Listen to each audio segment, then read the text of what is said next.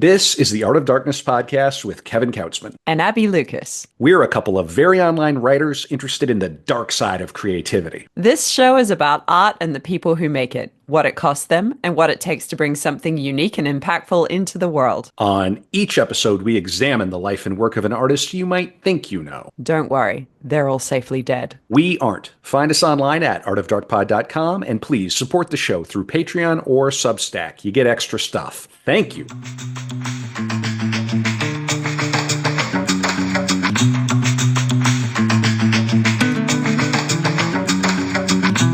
Art of Darkness, another core episode for you. A day after Friday the 13th, where surely no groundbreaking news occurred. Is we getting World War III? Is we getting it? I don't know. I was doing a search. I was looking in Google. I just wasn't sure. I was so nervous. I tried various searches to see what they wanted us to believe.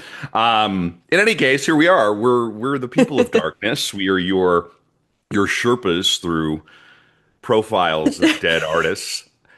I'm Kevin Kautzman. This is an Abbie Lucas joint, a core episode. Abbie, are you? You're still, see, even though we've lifted the skirt now and we've started recording, the kimono is on the table, as it were. I still feel like you're in the green room, and Abbie, you got to watch on YouTube once in a while to see Abbie's. Right, because I suspect for like longtime listeners, you know what Pulp and Slick look like, right? You might not know what Abbie it's like baseball, right? I promise we're going to get into the episode, but it's like baseball. Once in a while, you got to go to the ballpark just to see what it's like in reality. So what I'm saying is YouTube. Watching Art of Darkness on YouTube is like a day at the ballpark. That's what I'm telling you. Oh my Lord, Abbie. Yes. What do you have for us today? I have Lee Miller. The photographer. The photographer / surrealist artist / model / war journalist. Okay, / hang on. Hang. You're getting chef kiss. You're getting ahead of things because you got to ask me. Yes. Yeah, you got to ask me the Art of Darkness question. Yeah, so completely erasing the last minute or so. Do you know Kevin. how easy that is? Because I'm not really an active listener. It's easy for You're going to say a whole bunch of different adjectives to the ones I just said. What do you know about Lee Miller?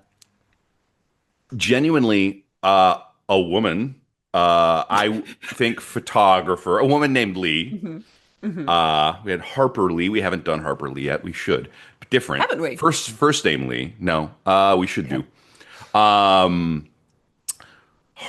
Lee, Lee Miller, photographer, mid-century. Yeah. I mean, you said surrealist. Well, okay, I gotta erase it. Erase it from my head. Really, all I know is that she's a woman photographer of some note. Well, I mean, it would have to be mid-century if she's a photographer, right?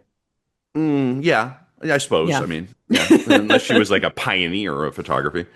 Well, in some ways, she is. Of course, no doubt. Okay. Yeah. I'll be American. Mm-hmm. USA. That's what I know. / don't know.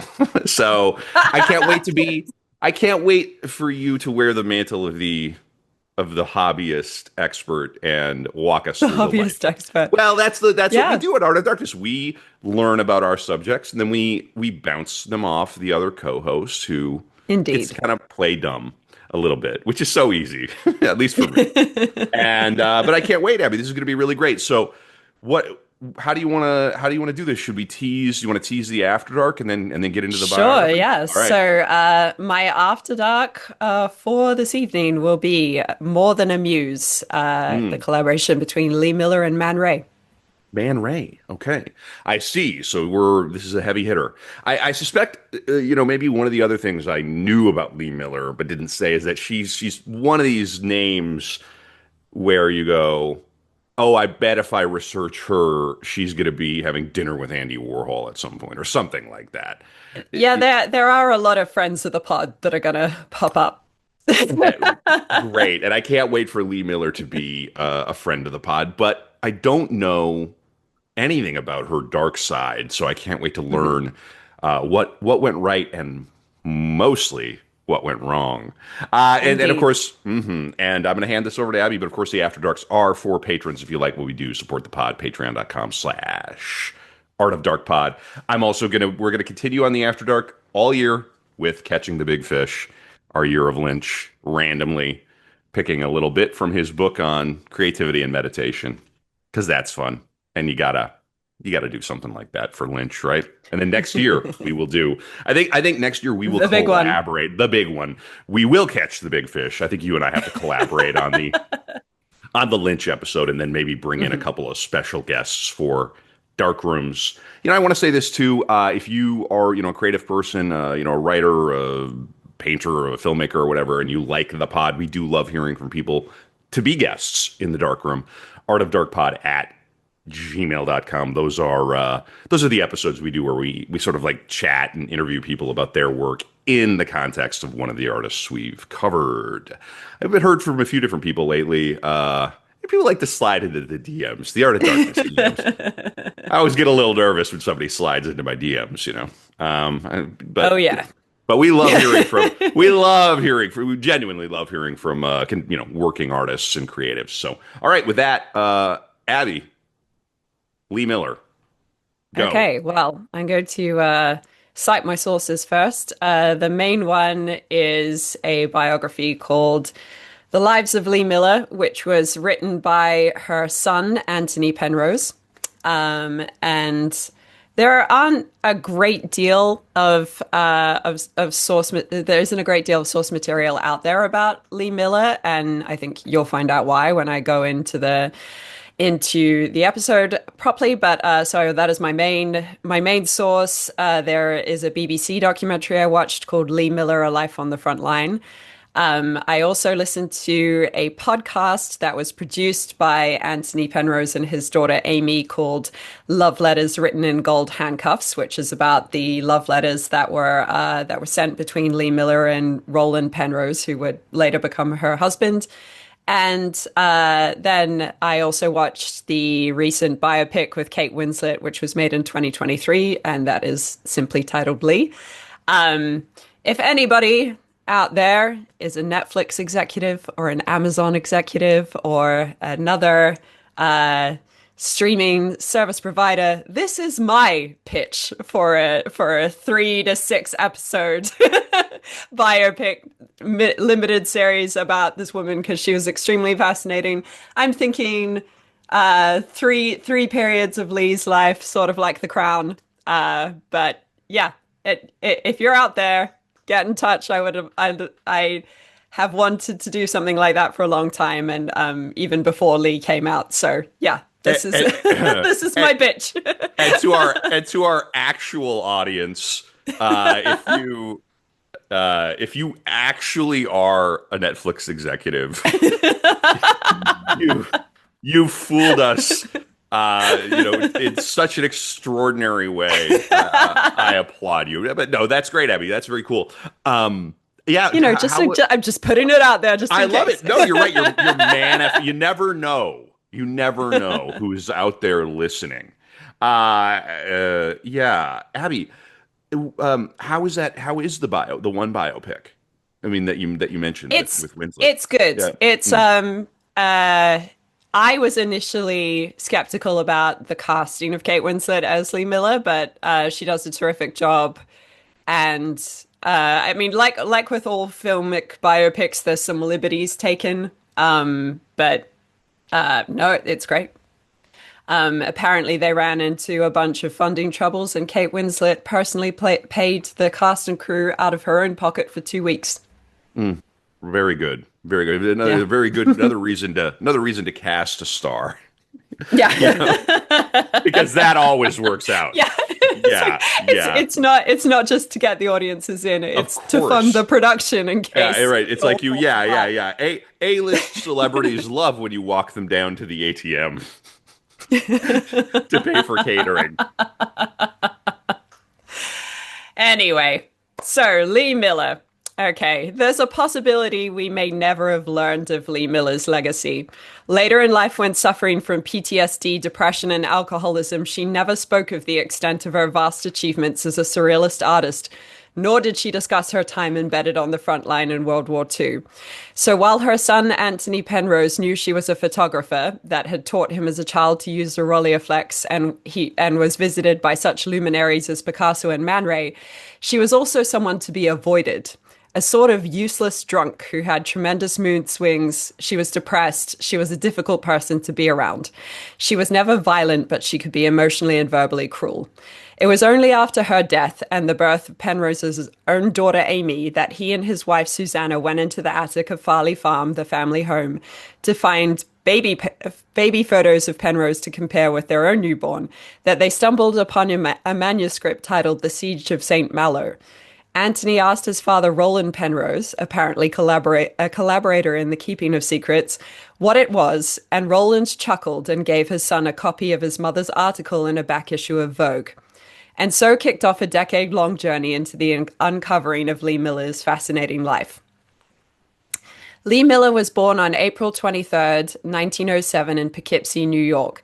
Her parents were Theodore and Florence Miller, née MacDonald. Her father was of German descent and her mother was of Scottish and Irish descent. Theodore Miller was descended from a Hessian soldier who settled in Lancaster, Pennsylvania after the Revolution.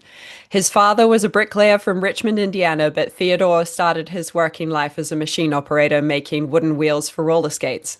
With tenacious application, he worked his way into progressively better jobs and with the help of qualifications obtained through the International Correspondence School. In later years, when accused of being stubborn, he would dismissively say that stubbornness was just applied determination. This willfulness and an insatiable curiosity about all things mechanical and scientific and a completely unabashed manner of asking questions were all traits that his daughter Lee would inherit. Hey, hang on. Is this a Kraut? The father's German? Yeah. Yeah. Perfect. Love it. Yeah, I'm like, oh, this sounds like a lot of this sounds very familiar. Kraut stubbornness in America is notable. It's not maybe Right. discussed very often, but like certainly among my people back in North Dakota, it's like, yeah, of course you're stubborn. You're a German.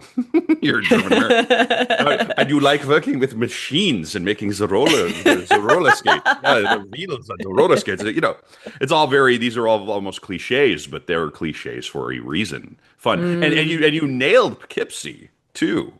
I've been listening to it in documentaries. I took one look at that word and was like, I don't know what I'm doing with that. Yep.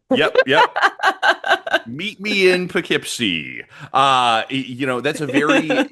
I started binging Mad Men again, and Oh, really?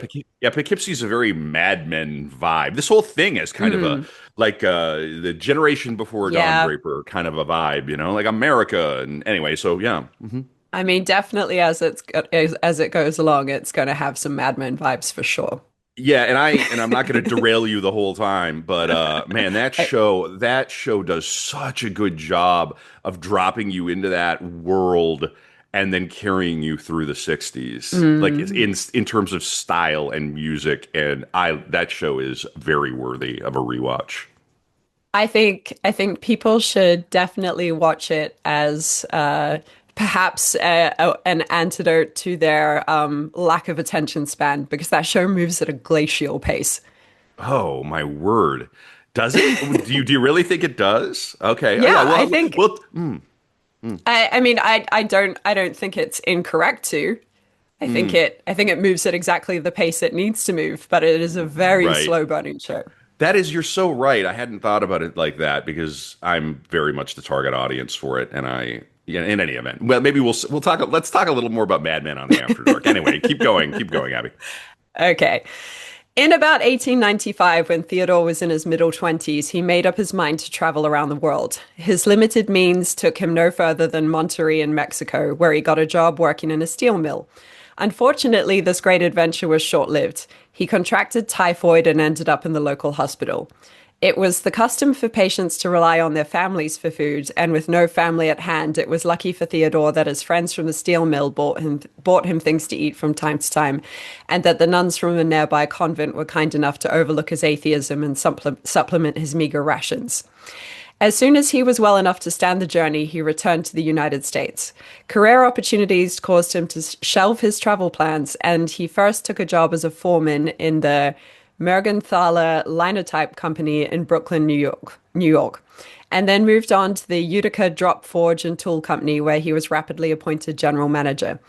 Adding to the attractions of Utica was a Canadian nurse at St. Luke's Hospital, Florence MacDonald. A kindly and industrious person, she was the daughter of Scottish-Irish settlers from Ontario. Their courtship was a long one because Theodore refused to consider marriage until he was in a sufficiently advanced position to offer his wife-to-be a secure home. To help while away the years of waiting, he persuaded her to indulge in his most cherished hobby, photography. Posing nude for him in a discreet but self-assured manner, she became the subject for an elegant sepia-toned portrait in the exact mode of the period. At Spicy. this, spicy. Wow, very spicy. Well, Whoa, jeez. just you wait. Listen, so a couple, oh, goodness. So just a couple things. One, the nuns. The nuns are if it depends on the nun, of course, like not all nuns, but they may be more inclined to share food with the atheist. I mean, they're trying to win souls for Christ, right? So we gotta. Their nuns are not stupid, right? So Yeah, who knows? they've got to put forward the good propaganda. Well, I mean, I personally don't especially like that characterization of nuns. It's sort of like, yes, the famously judgmental nuns who are not going to feed the atheists because, anyway, Yeah. as if That whatever. would be unchristianly. It would be unchristian. In any case, and then the other thing, and I wonder if this comes into it a little bit, is like the history of photography and upstate New York are married. Like, I mean, it's Eastman Kodak in Rochester, New York. So I don't know if Yeah. that's anything, but go on. You landed on some. You went from this like super cliched portrait of this stubborn kraut who starts traveling, ends up in Mexico. Now he's an atheist, and now he's taking nudie pics. He's taking nude selfies. He's taking like nude pictures of his wife to be. Of his wife to be, yeah. He won't marry her because he's He needs to have a secure home. I mean, it's probably smart-ish. no. It's just again, Yeah. at first I was getting maybe an impression of this fellow is a little maybe more old fashioned. And now I'm seeing he's a bit of a wild man. So in a way. Anyway, go on. The Miller family is a very interesting one. At this time, the De Laval Separator Company in Poughkeepsie was beset with labor difficulties and strikes, and hearing about the bright young man in Utica who had the rare managerial talents, sent for him. As soon as he was appointed work superintendent, Theodore radically improved the workers' pay and conditions, firing those who remained unsatisfied. In 1904, after a year's separation, while Theodore got established in Poughkeepsie, he and Florence were married. She did not immediately take to life in her new home. While waiting in Utica, she'd met someone else and could not be sure that she'd made the right choice. With true pragmatism, Theodore sent her back to Utica to make up her mind. She returned a few weeks later, completely reassured that she preferred the husband she already had.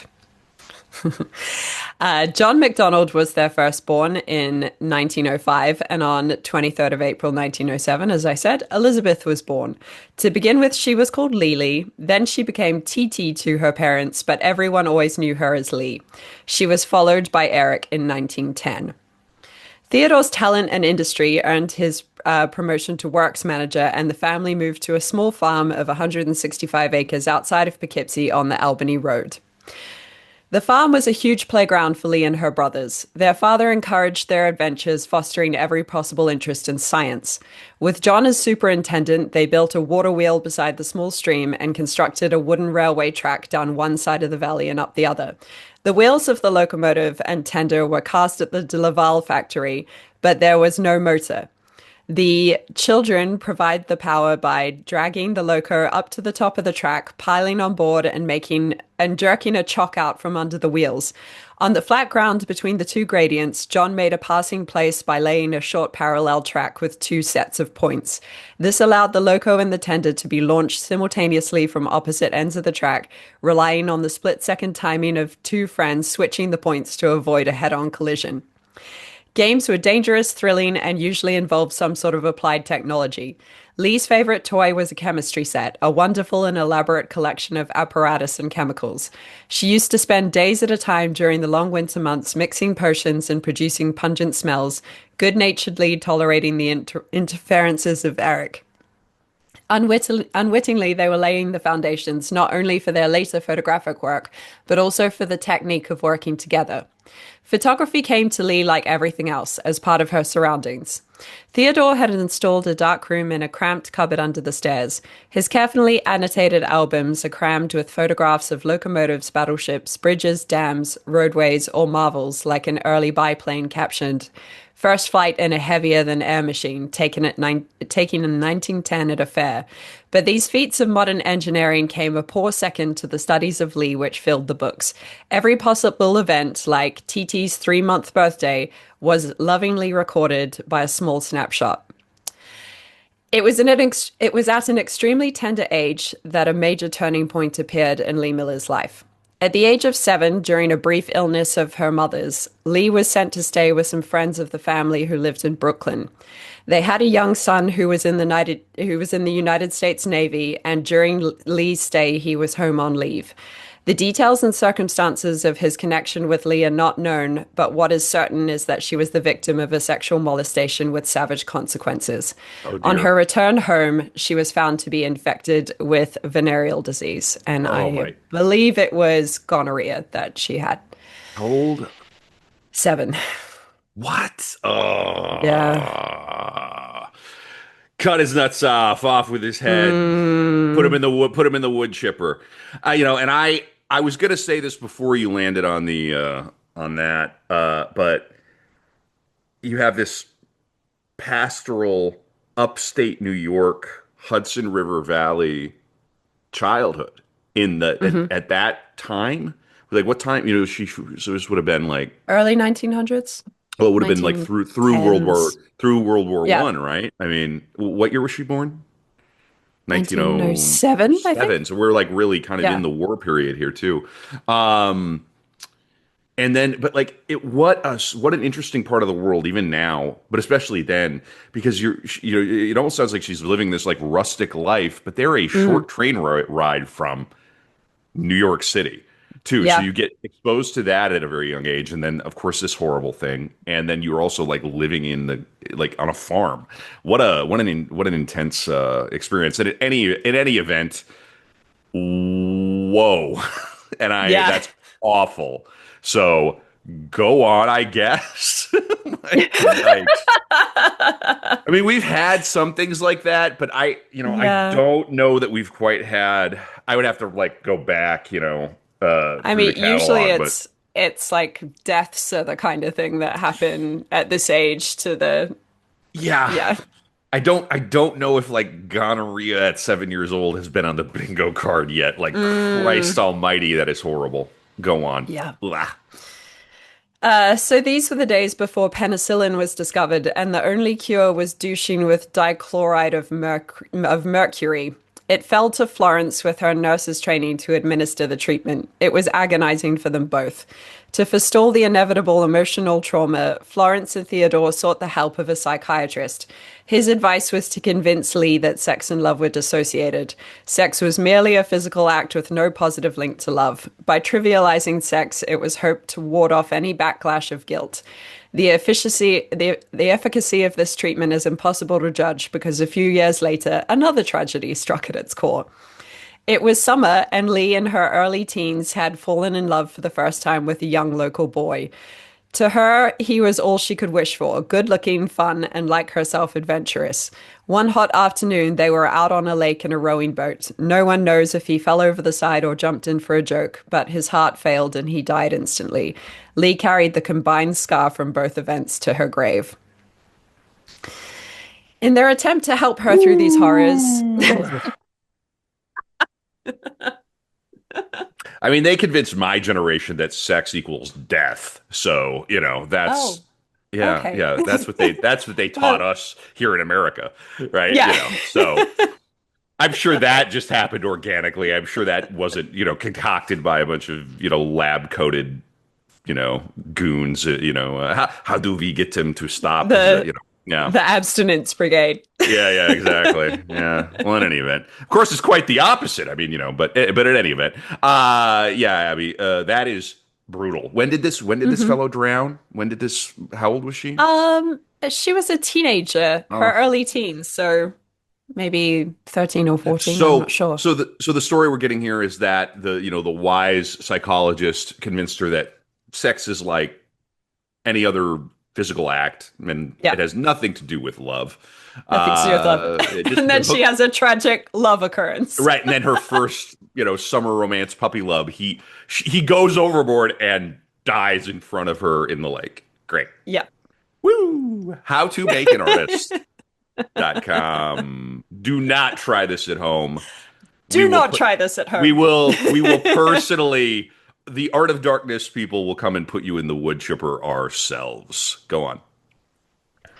Um, in their attempt to help her through these horrors, her parents indulged her shamelessly, and not surprisingly, Lee was quick to take advantage of their leniency.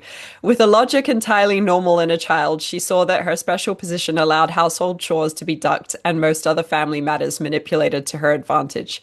No matter how successful she was at getting things her own way at home, school was a different problem. If a subject failed to interest her, no amount of coercion could make her absorb it. At home, Lee would immerse herself in her own projects with total dedication, but at school, nothing would make her submit to authority. Her indignation channeled itself into a series of often ingenious and high spirited practical jokes, and she inevitably was expelled from one school after another. Theodore was torn between pride in the young rebellious spirit he had fostered and exasperation. He kept finding new schools of increasing severity, mainly run by religious orders, despite his commitment to atheism. The final blow fell when Lee obtained some diagnostic blue dye and surreptitiously fed it to a rather prim classmate. The poor girl was stricken with hysterics at the sight of her bright blue urine. Enough was enough. Lee was expelled again, and this time there were no more schools left to go to. Rescue came from an unexpected quarter in the shape of Madame Kokoshinitsky. Holy shit. Kokoshinitsky? Shininsky? Somebody's when when somebody finally takes a when somebody finally takes a disliking to you, Abby, they're going to isolate that and use that to torture you. No, you nailed I'm it. sure there could be many things. Yes, Madam Ko- Kakashininsky. Kak, Koka, Ko- Kokoshinitsky? She's how do you spell Polish. it? A Yeah, Polish okay. Oh, how do you spell it? Kockashinski.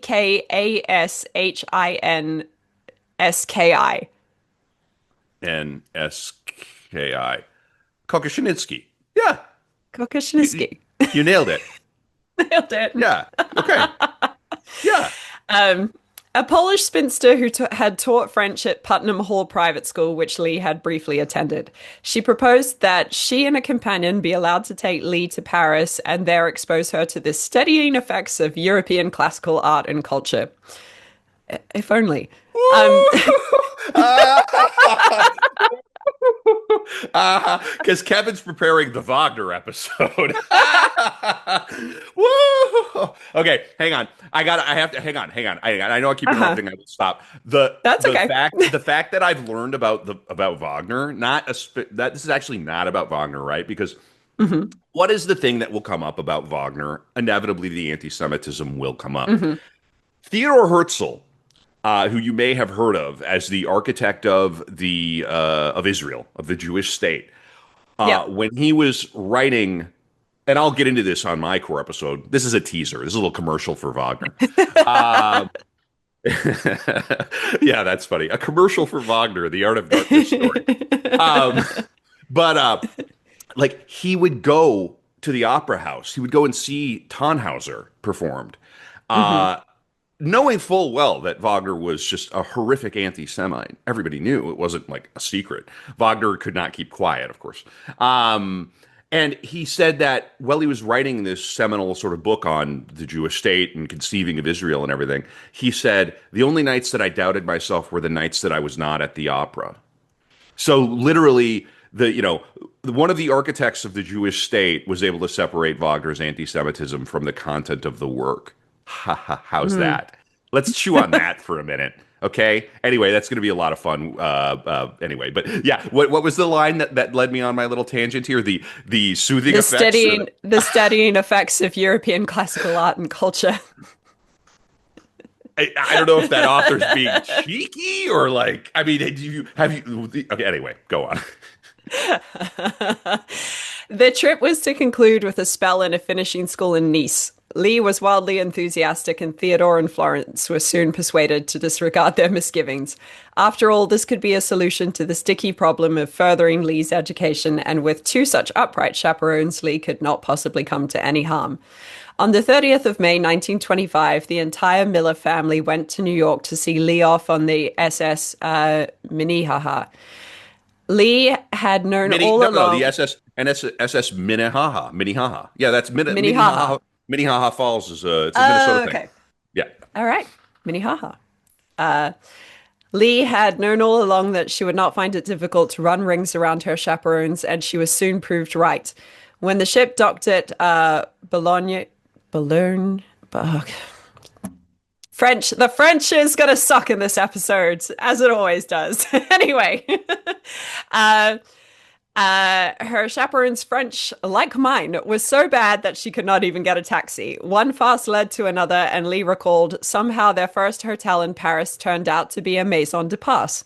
It took my chaperones 5 days to catch on, but I thought it was divine. I was either hanging out the window looking at the clients come and go, or watching the shoes being changed in the corridor with amazing frequency. The first visit to Paris was intoxicating. It was the catalyst Lee had been waiting for. Far from being the cultivating influence for which her parents had hoped, it offered the first contact with a world Lee had unconsciously craved. She stayed with her chaperones just long enough to become familiar with the city, and then she escaped. She quickly learned to fend for herself and announced to her parents that she wanted to become an artist. Once over their initial shock, they grudgingly assented and paid her fees at the newly opened L'École Métiers pour la Technique du Théâtre in the Rue de Sèvres. Wow. We need that Polish lady to help us here. I mean, yes, God, yeah. Maybe we should we should both agree to do I think minimum. we should take French lessons. Listen, would Art of Darkness patrons, patreon.com/artofdarkpod. If we see some more signups, Abbie and I will both commit to 3 months of Duolingo French. It really is it's bad. It's bad. So bad. And these, and our show takes us to Gay Paris quite all the time. All the damn time. Anyway. All the time. By all accounts, she wasn't a star pupil and spent more time enjoying her freedom as a strikingly beautiful young woman in Paris, which at the time was the hotbed of the artistic scene, featuring the likes of many characters we have mentioned on the pod this year, including Picasso, Chanel, the Ballet Russes, Cocteau, Gertrude Stein, and the list goes on and on. It wouldn't be on this trip that Lee would have begun working or associating with this crowd, as in the autumn of 1926, Theodore came to Paris and dragged Lee back to Poughkeepsie. Life on the farm was boring compared to the City of Lights, so Lee started to make more frequent trips to New York, eventually joining an experimental drama program at Vassar College taught by Hailey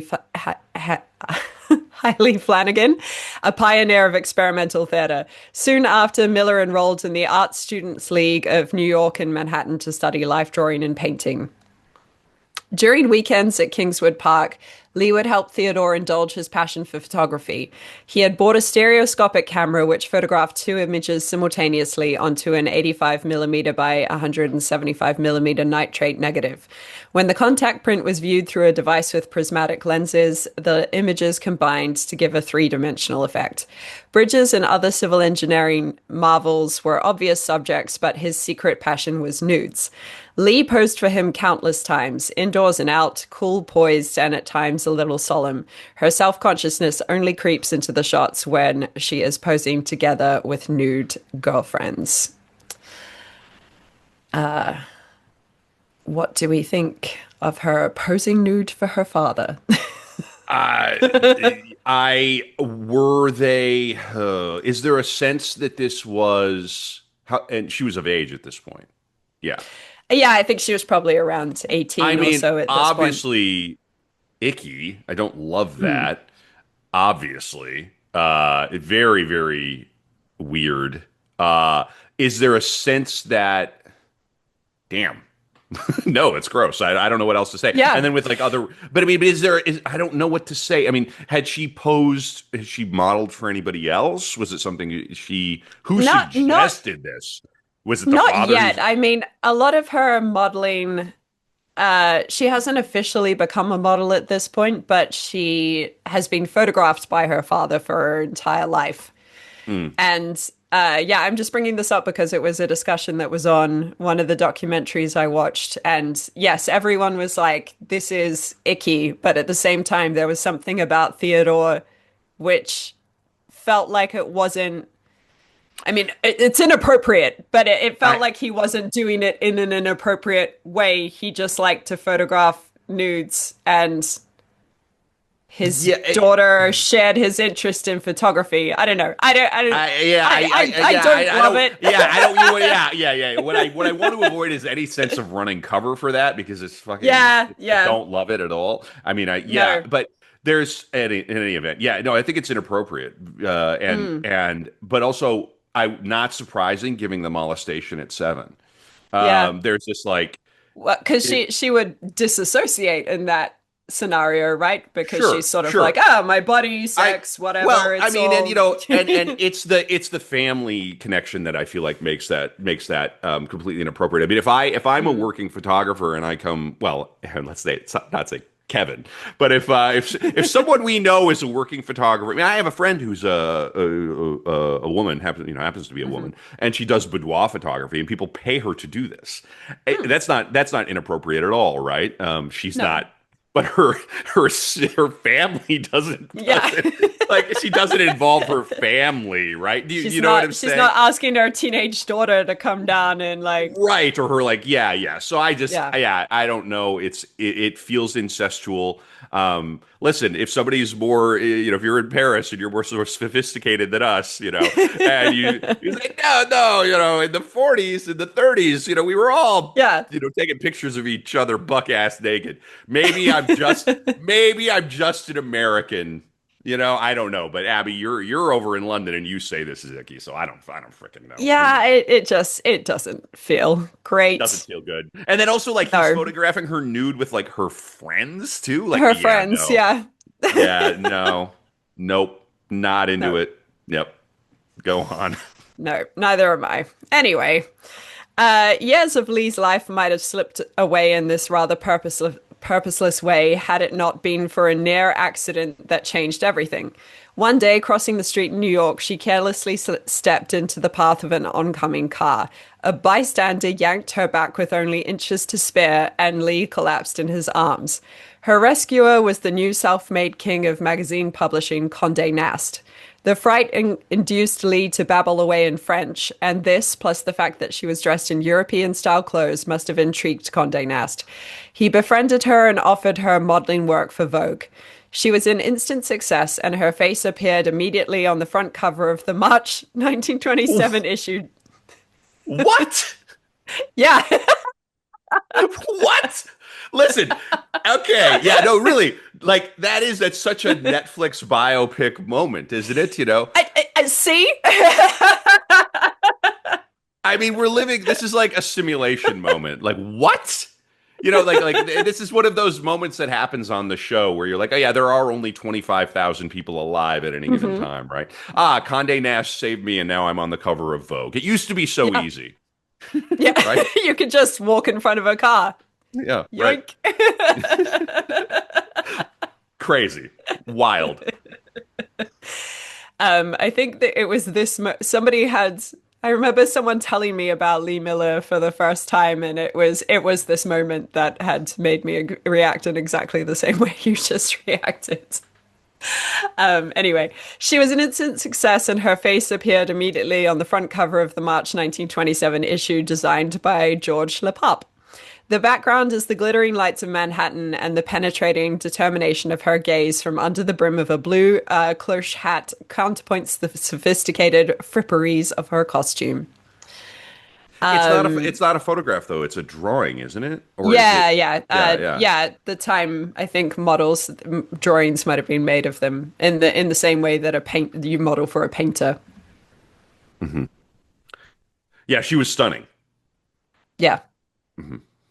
and it's stunning in exactly the right way for that time period. Right. Yes, correct. I'm gonna go quiet here as I look at some photos. Okay. Can look for her father's nudes. Um, Nope, nope, nope. That's not. Nope. Wiping my search history. I'm gonna clear the search history. There we go, and cleared. Go on, Abby. Edward Steichen vied with Baron de Meyer as for the title of the world's highest paid photographer. Steichen was a close friend of Condé Nast and the main photographer for Vogue, so it was a double honor for Lee when she was sent to him as a model. She was soon posing regularly for him and appearing in the pages of Vogue and other Condé Nast magazines. For Steichen, Lee was the ideal model for the mid-20s mode. She was tall, carried herself well, and her strong profile and fine blonde hair exactly suited his clear, elegant style. There was an air of detachment about her, and she was wonderfully photogenic. Steichen gave her a look of worldly sophistication way beyond her years, which fitted in perfectly with the uninhibited and relaxed look that was ousting the remnants of the Belle Epoque. Thinking back on this period many years later, Lee said, I was terribly, terribly pretty. I looked like an angel, but I was a fiend inside. Arnold Gent, on the other Many such hand, cases. Go on. Arnold Gent, on the other hand, was one of the few photographers who allowed Lee to look like a romantic young girl. The low key and soft focus of his portraits, and also perhaps the fact that he photographed her for love, not money, gave her image a delicacy and sense of vulnerability that no one else ever achieved. Gent was well into his 70s, but could often be discovered at the head of the stairs leading up to Lee's flat with 3 red roses clutched in his hand. Lee adored this wise, gentle old man and used to listen for hours to his comments on arts and culture. She also formed an enduring friendship with Frank Crowninshield, the editor of Vanity Fair, and another man well worth listening to, who was sometimes described as Condé Nast's Svengali.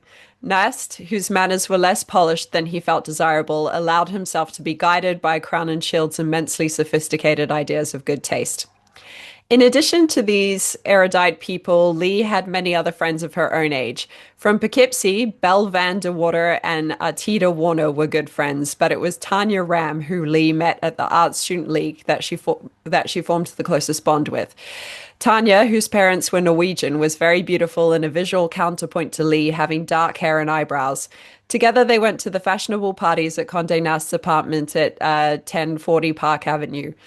Nast mixed his guest list in the way a master painter blends colors on a palette. The pages of his magazine seemed to come to life with the blend of brilliant people from society, business, and the theater, and a dash of beautiful young girls like Lee and Tanya thrown in for added dazzle.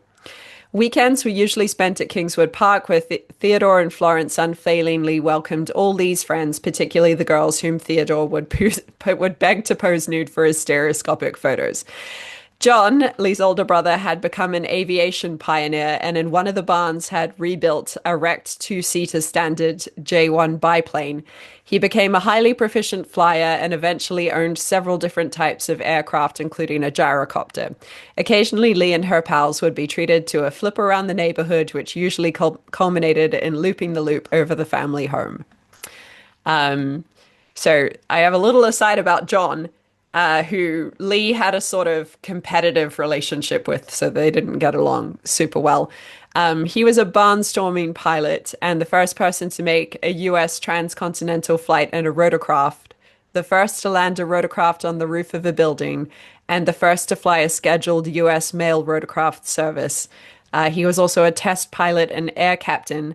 And in the 1960s, he started cross-dressing, adopting the persona of Felicity Chandel. He was arrested in New York City in March 1964, charged with vagrancy and being disguised in public. His sentence was 2 days imprisonment suspended. Hell yeah. Dudes rock. That's all I got to say about that. Dudes rock. What a fascinating family. Yeah. And let me say, because I do like to check in, an hour in, I'm happy that she's living this charmed life after her early traumas and horrors. Yes. I'm Yeah, very for sure. pleased. Yeah. And certain men on the internet will talk about life on easy mode for women, right? For young beautiful women. And and of course it's not true, right? Necessarily. But I'm very happy she fell into the arms of Condé Nast. I'm even happy for her Yeah. perverted father. And he's coming to these parties and going, please let me come to my studio. I want to make the 3D nudes. I want to make the nudes. Listen. Who doesn't want to make the nudes? Let's be real, okay? Nudes and trains. This nudes is and the trains. Listen. You've heard of train autism, okay? We have nude photography autism is also I think to be Theodore Miller respected. had many types of autism, the train Apparently. and the nude autism. Yeah. I just what an incredible paterfamilia to create Lee Miller, and then also her brother is this like pioneering aviation guy and rotorcraft, so they're extraordinarily dangerous, and even now I don't think I would get into a helicopter personally. In any case. No. What a fascinating family. And I think it's interesting too that a lot of this information you're getting from, like, what was it, her son or her grandson? Yeah, her son. Her son, Her yeah. son Okay. who did not know most of this during her life. Wow, wild. Well, Yeah. thanks to him that we have all this. Yes. Despite her uninhibited lifestyle, Lee was horrified in July 1928 to discover that a Steichen photo of herself had been used as an advertisement for Kotex sanitary towels. It was the first time a photograph of a model had been used for this purpose. At the time, these feminine matters were considered far too delicate to discuss, and any woman who allowed her image to be used to endorse such a product was likely to be regarded as utterly debased. The advertisement appeared nationwide in fashionable magazines. Today, such coverage would be equaled only by the saturation achieved in a mass television advertising campaign. Letters or the internet. This book was clearly written before the internet. Letters of protest poured into the magazine and the advertising agency. One of the strongest representations coming from Lee's beau, Alfred de Liagre, who actually bearded Condé Nast on the matter. No protest prevailed. Lee had signed the bottle's release form, and the agency was well within its rights. The advertisement ran until December, but by that time, Lee had become quite proud of the fact that she'd ruffled so many prudish feathers. For Lee, her success in New York was little more than marking time. She loved the excitement of life in the big modeling studios and her contact with the social and intellectual elite, but it did not compare to those heady student days in Paris. She was now 22 and obsessed with the idea of returning. Steichen had given her an introduction to Man Ray. Condé Nast had directed her to George Hoynin-Hune, who ran the French Vogue studio, and a fashion designer had offered her a small research assignment which promised a little money. With all this firmly in her grasp and the assurance of tenure as a traveling companion, she booked a passage on the Comte de Grasse. Lee's love affair with de Ligre, who was later to become a successful and tasteful producer of Broadway theater, had always been tempestuous. tempestuous, full of recriminations and passions. With this complicity, she divided her affections between him and a young Canadian flyer called Argyle, an arrangement made easier by the fact that the two men were great friends. When the day of Lee's departure came, they tossed a coin to decide which of them should see her off at the pier. Deligre won, but Argyle consoled himself by swooping his Jenny biplane low over the liner as it headed down the Hudson River and showering red roses on the sun deck. His mission accomplished, he returned to the Roosevelt Airfield to pick up a pupil. On solo flights, the Jenny was normally flown from the front cockpit, but when a pupil is learning, he takes the front so that the instructor can knock him out with a spanner if fear causes him to freeze on the controls. On this occasion, perhaps overcome by the excitement of the farewell, Argyle stopped the plane only long enough to allow his pupil to climb into the rear cockpit. A few minutes after takeoff, the Jenny spun into the ground. Argyle and his pupil were killed instantly. Lee, meanwhile, threw herself into shipboard social life, completely unaware of the tragic death of her lover. What? What? What is going on? Everyone who loves her dies. This is a movie. This is a six-part Abbie Lucas directed biopic. Listen, I don't have to be involved at all, but give Abbie a shot. I'm a liability, okay? No, but actually, I can quietly help you write this perverted Kraut father. Just have me, but I don't have to be named. I'll just help you understand his train autism. Anyway, go on. But that's crazy. Actually, you don't go on. That's crazy. So that's the second lover crazy. Now. And so he draws the bad straw, gets into the plane, drops roses on her departure, and then crashes into him and his people crash to their death. In the Hudson or in the ground, I think. Just into the ground. Wow. Okay. I don't know why I thought the Hudson River, but anyway, so she's where's she departing to? Paris. Oh God. Okay, what? I just don't know what to do, and I assume that like things like this are just going to continue to happen, around and for this woman. Yeah, a little bit. Yeah. Lee and Tanya briefly stopped in Paris before heading to Florence, where Lee undertook this assignment to make meticulous drawings of details in Renaissance paintings like lace, belt buckles, etc., to be sent back to the States to be used in contemporary fashions. Tanya went on to Rome, and Lee went back to Paris to track down Man Ray with the intention of becoming his assistant. She managed to find him just as he was about to head out of town, and charmed by her beauty and the tenacity with which she announced she was going to travel with him, a significant relationship for both the surrealist movement and their own lives exploded into being. All of which will be covered in the After Dark, which is called More Than a Muse, Lee Miller and Man Ray for Patreon. So you can subscribe at patreon.com/Out of Dark Pod, or on our Substack, which is also Out of Dark Pod, and listen to that bonus episode and a whole host of other bonus content we do for our Patreon subscribers. Kevin, where are you at with Lee Miller? Listen, it's a movie. It is a movie. It's surreal. It's crazy. I mean, some lives are like this, I don't know.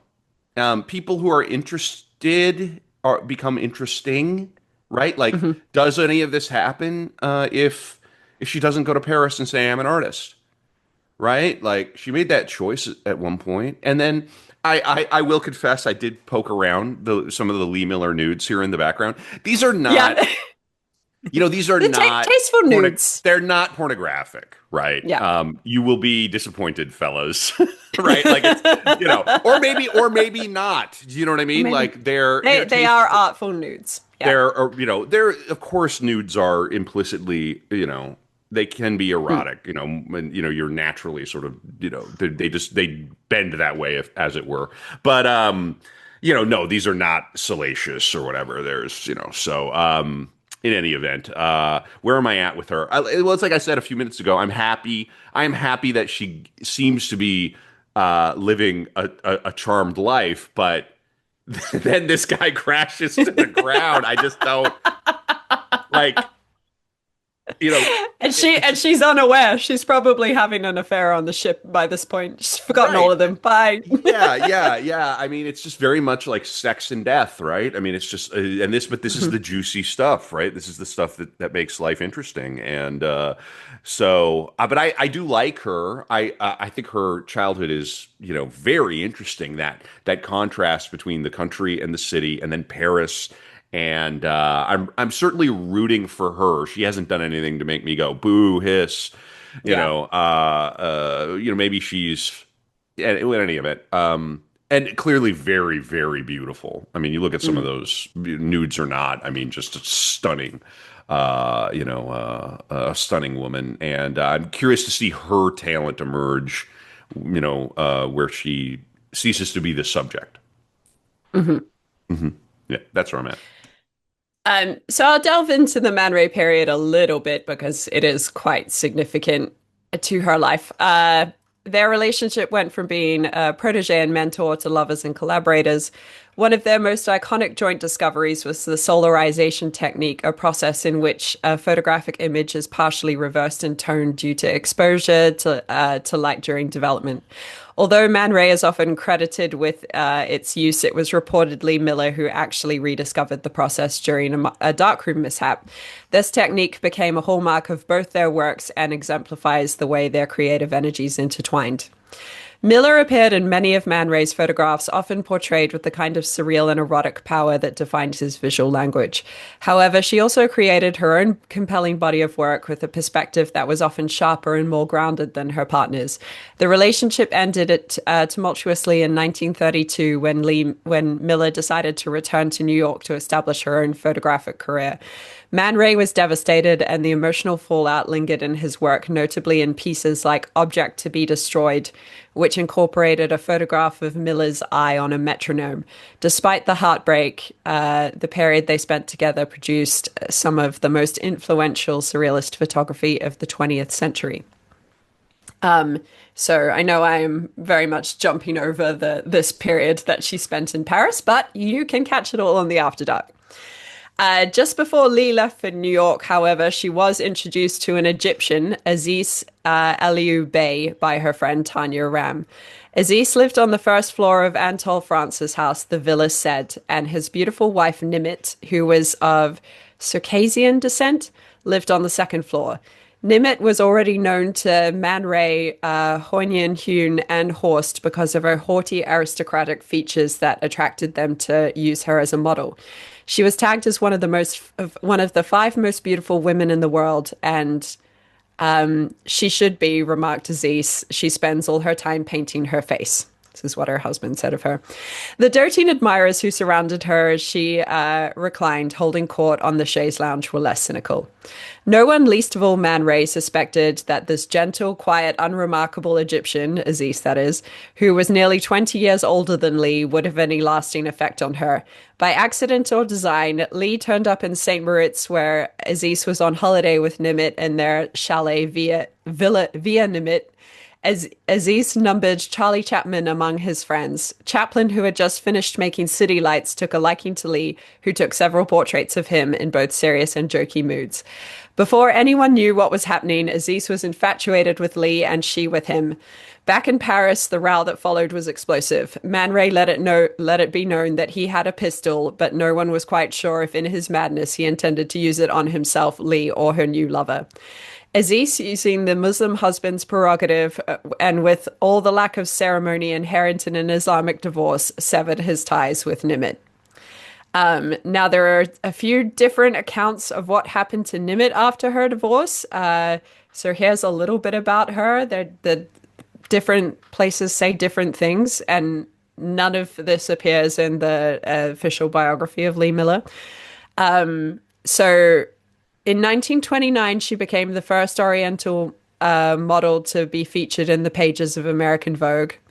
In the early 1930s, Nimitz posed for photographer Lee Miller, who would steal her husband, Aziz. Aziz divorced her to marry Miller in 1934. I mean, this would happen much later. There were two different stories about what happened next. Some say that Nimitz killed herself, drank herself to death in a Parisian hotel room in the weeks following her divorce. But a biography of the poet Rainier Marie Rilke. You don't Rilke. Yeah. Rilke.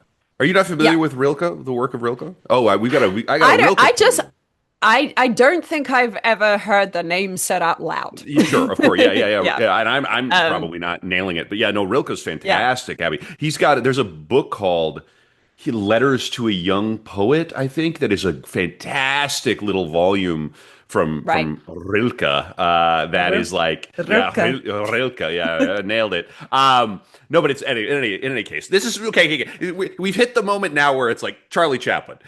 Rilke, like she's Yeah. one of the most beautiful women alive. Like, boom, boom, boom. Anyway, yeah, okay, you're on a roll. Keep going, please. So it was Nimitz who was one of the most beautiful women alive. Oh, it was Nimitz, not her. Okay.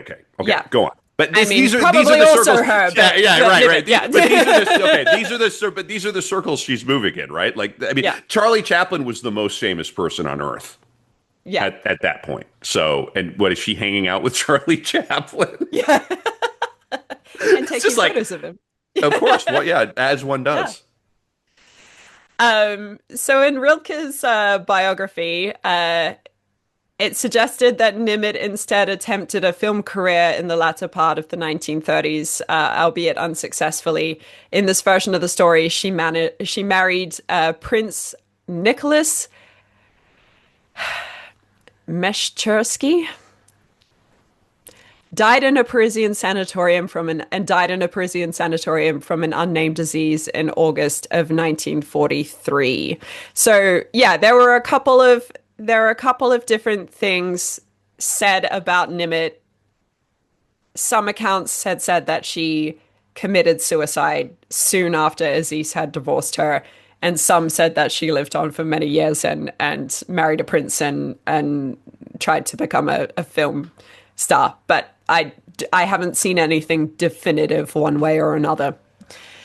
Anyway, Lee was tossed about in the center of a storm of passion. Her own feelings for Aziz were far from clear, and she certainly had not expected his hasty reaction in terms of divorcing his wife. Fond of Man Ray, Man Ray as she unquestionably was, she was not in love with him.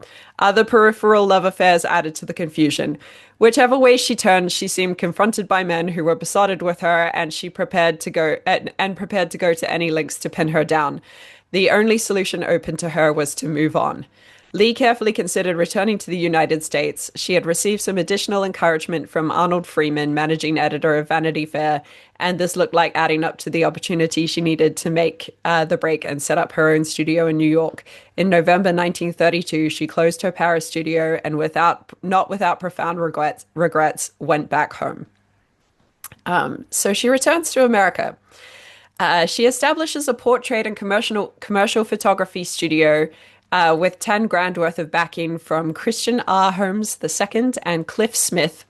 And with her brother Eric, who had worked for the fashion photographer Tony Von Horn as her darkroom assistant, Miller rented 2 apartments in a building 1 block from Radio City Music Hall. One of the apartments became her home, while the other became Lee Miller's studio.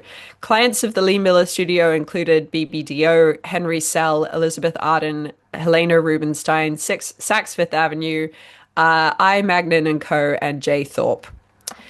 Eric Miller would later recall, "It was tough at first because Lee was very insistent on getting the highest quality. She would come into the darkroom to examine the prints, and she would grab hold of any that were even slightly defective and tear the corners off. I always used to marvel at the way she would pick out what was wrong with a print. Maybe something that had completely escaped my notice, but when it was put right, the whole print would be greatly improved. It was never a case of delicately dabbing away with print forceps. We always used to plunge right in, rubbing the surface of the print with our fingertips and sometimes blowing on it so the warmth would enhance the tone in a specific area. We had a vast array of chemicals which we would dose up which we used to dose up the normal proprietary solutions, and the resulting brew sometimes would become quite deadly. We would cough and splutter in the fumes, and my fingernails would turn brown. Looking back on it, if there was such a thing as safety inspectors in those days, we would have been out of a job. Lee's first exhibition in New York was held at the Julian Levy Gallery from the 20th of February to the 11th of March in 1932, while she was still in Paris. She was one of the 20 photographers in a show called Modern European Photographers, which included Walter Hedge, Helmer Lursky, Peter Hans, Maurice Tabard, Roger Parry, Umbo, Molly Nagy, and of course Man Ray. Lee's second show at the turn of the year was at the same gallery, offering her greater prestige. It ran from the 30th of December to the 25th of January, and half the space was allocated to paintings and drawings by Charles Howard, with the remaining half solely for Lee's photographs. The announcement, elegantly printed in white ink on a long, narrow strip of dark pink paper, read, Lee Miller left America for France 4 years ago, a girl in her earliest 20s. She has now returned, an accomplished artist and versatile photographer. During those 4 years, she lived in Paris, studying the camera's art in its every ramification. While there, she came directly in contact with the artistic radicals of France, the surrealists, and their photographic leader, Man Ray, so that she passed quickly from apprenticeship into creative photography. In her French environment, she learned not to restrict herself to formal photography, but to see artistic possibilities in all sorts of subjects. Her camera was constantly focused upon landscapes, architecture, flowers, street scenes, and still lifes, on subjects for advertising no less than for portraiture. She has just opened a studio in New York where she will go on exercising her sensitive and rounded talent in an art in which she has shown herself naturally and peculiarly adept. Lee's commercial photography career in New York began slowly. The Depression meant canceled contracts and dwindling ad budgets, but personal recommendations, especially from color photography pioneer Nicholas Murray, kept her afloat with small assignments. Initially, her work was limited to unglamorous pack shots and fashion jobs for Vogue, Harper's Bazaar, and Vanity Fair. She even modeled in some of the shoots, directing Eric on how to take the picture. The divide between her artistic and commercial output was stark. Neither nourished the other. Things shifted in 1933 when a run of portrait clients began to unlock her creativity. Among her first sitters was Prince Mike Romanoff, known to the U.S. Commissioner of Immigration as Harry F. Gergeson, who was wanted for questioning in connection with his illegal entry into the United States and his use of bogus titles. He had been a stowaway on the SS Europa, the German liner that had brought Lee back to New York. Gergeson was released from a Paris prison on December 9th after serving a term as a stowaway. The French authorities invited him to leave for the frontier. Apparently, he boarded the first liner whose appointments and passenger lists appealed to his taste. He is said to have confided that he simply sauntered off the liner behind Marilyn Miller. Marilyn Miller was a musical comedy star in no relation to Lee. Lee had met Gergeson on the voyage, and as she was always attracted to outlandish characters, she found him irresistible. Not all the friends she accumulated in this way were as dubious as Prince Mike, though he was, in fact, more of an adventurer than a crook. She arranged for him to hide out at Kingswood Park for a few days before he slipped over the border into Canada, from where he could make a legal entry into the United States. Once there, he polished his phony accent to a convincing perfection and got a job as a salesman for Alfred Dunhill. Less salacious sitters included Broadway stars such as Selena Royal and Kendall Lee Glaenzer, whose portraits revealed Lee's growing sensitivity and control. One of her most significant patrons was John Houseman, a once rich wheat speculator who fell hard for Lee and later gave her an entree into New York's artistic elite via his avant-garde production Four Saints and Three Acts, featuring an all-black cast and libretto by Gertrude Stein. Lee photographed the rehearsals in Harlem and began attracting high-profile clients, including Helena Rubinstein, who proved nearly unphotographable, but eventually was won over. Lee also sought out eccentrics, often broke creatives like Joseph Cornell, whose airy assemblages of doll parts and glass domes she photographed with great empathy. All this activity intrigued the press. Miss Miller's technique is interesting, wrote one reporter. She takes one sitting a day, never more. Every sitting takes several hours. If her client hasn't eaten and is hungry, Miss Miller has luncheon served.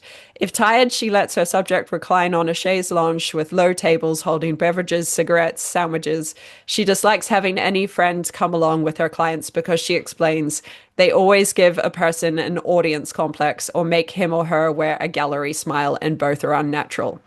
Children with mamas are the worst of all clients, Miss Miller said.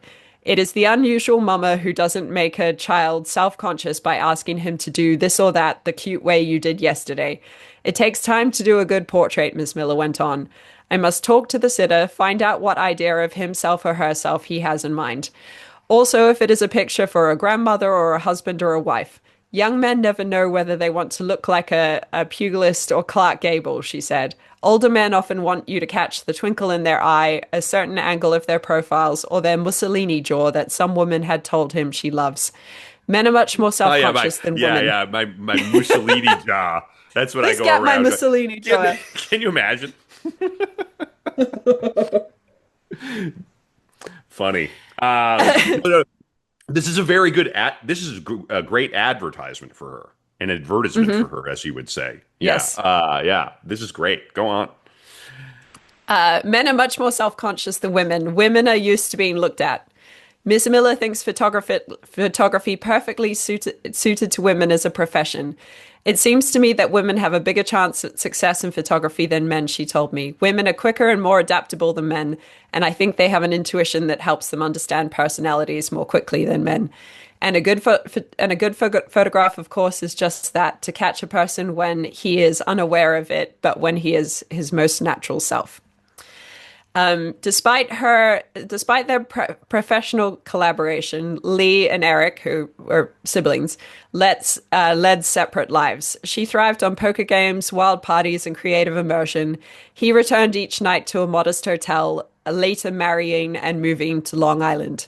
Just as the studio was gaining traction, everything changed. Aziz arrived in New York to buy some railway equipment. Lee took him home to meet her parents and casually informed her mother, I married him this morning.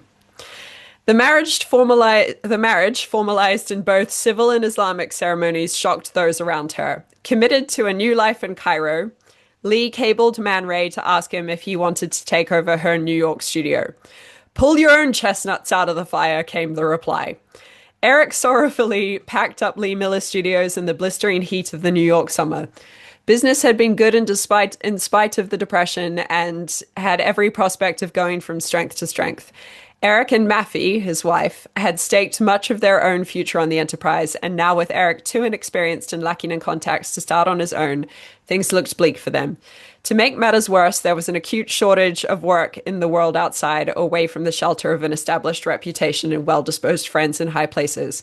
How could Lee, with total regard for all of those who had committed so much help to her, have jettisoned all their achievement and potential at one stroke?